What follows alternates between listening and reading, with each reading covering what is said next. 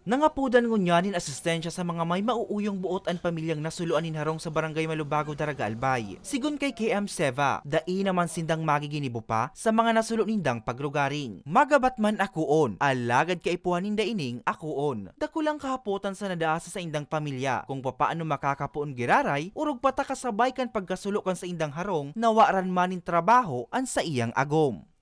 Halos 18 years daw yung ipig.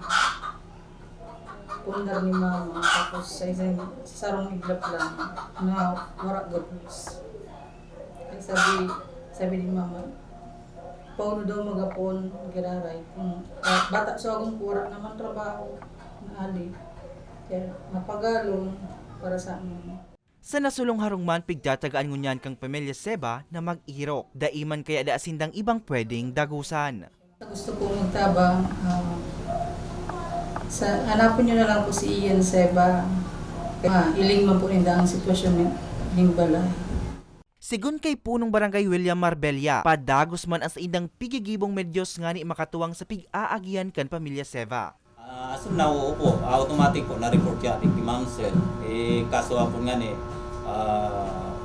nagagad na sa akin si Ma'am Sel yung data ng mga nag-restart dito.